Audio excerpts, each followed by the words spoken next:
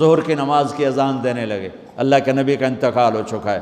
جب اشہد ان محمد پر پہنچے تو روتے روتے روتے آواز بند ہو گئی، اور جلدی سے اذان پوری کر کے نیچے آئے، کہا آج کے بعد قسم اٹھاتا ہوں اذان نہیں دوں گا، میرا نبی نہیں ہے تو اذان بھی نہیں ہے۔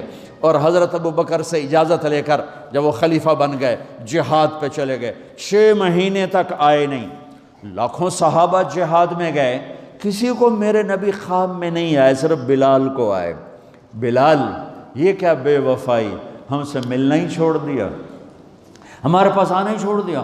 آنکھ کھلی تو ان کو یوں لگا جیسے اللہ کے نبی زندہ بلا رہے ہیں، یا رسول اللہ میں آ گیا، یا رسول اللہ میں آ گیا۔ اور اسی وقت اونٹنی کو بھگایا۔ 21 دن کا سفر، 21 دن کا سفر 7 دن میں کیا، 7 دن صرف نماز اور پیشاب کے لیے اترتے تھے اور بھگاتے بھگاتے بھگاتے۔ 8ویں دن جب مدینے میں پہنچے تو آتے شور مچایا، یا رسول اللہ میں آ گیا، یا رسول اللہ میں آ گیا۔ ان کے ذہن سے نکل گیا کہ آپ تو دنیا سے جا چکے ہیں۔ جب مسجد کے قریب پہنچے تو پھر تڑپ اٹھے اور چیخنے لگے کہ آپ تو ہیں ہی نہیں۔ پھر گئے سیدھے قبر پہ جا کے یوں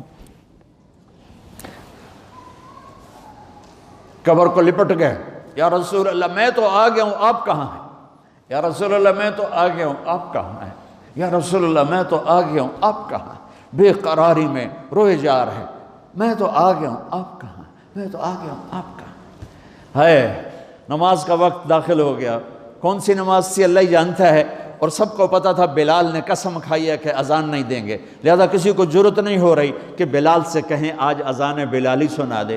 تو چند صحابہ کو خیال آیا کہ نبی کے نواسوں کو سفارشی بناتے ہیں، حسنین۔ آپ نے فرمایا میری آنکھوں کی ٹھنڈک حسن اور حسین، میرے جنت کے پھول حسن اور حسین۔ تو صحابہ آئے بچوں کے پاس، حسن حسین، کہ بچوں آج کسی کی نہیں چلے گی، تم بلال سے کہو اذان دیں۔ تو یہ دونوں ننھے منھے بھائی، حسن 7 سال کے، حسین 6 سال کے، 10 مہینے کا فرق تھا دونوں بھائیوں۔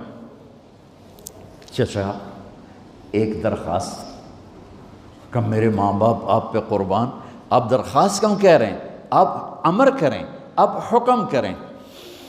کہنے لگے جیسے آپ ہمارے نانا کے لیے اذان دیتے تھے آج ہمارے لیے دے دو۔ تو ایک دم وہ رونے لگے بلال، کہا ہائے میرے بچوں، میں نے قسم اٹھائی تھی کہ میں اللہ کے نبی کے بعد کبھی اذان نہیں دوں گا، لیکن تم پہ تو ہزاروں قسمیں قربان ہیں، میں اپنی قسم توڑتا ہوں اور اذان دیتا ہوں۔ جب وہ چڑھنے لگے اس بی بی کے گھر، قریب ایک انصاری عورت کا گھر تھا جس کی چھت پہ چڑھ کے اذان دیا کرتے تھے، تو سانس رک گئے سب کے، آنکھیں پھٹ گئیں، اور وہ یوں منظر دیکھ رہے کہ آج بلال تو ہے، محمد مصطفیٰ نہیں ہے۔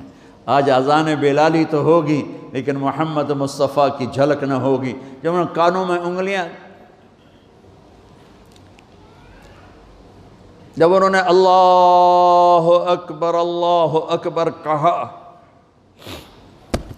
تو مدینے میں گھر گھر ماتم بچھ گیا، عورتیں بھی چیختی ہوئی گھروں سے باہر نکل آئیں، سارے مدینے کی گلیوں میں چیخ و پکار مچ گئی، اور یوں سب کو لگا جیسے محمد مصطفیٰ زندہ ہیں اور ان کا زمانہ ہے، لیکن آپ تو جا چکے تھے۔ یہ بلال کو جو رتبہ میرے رب نے دیا، یہ غلامی مصطفیٰ کی وجہ سے دیا۔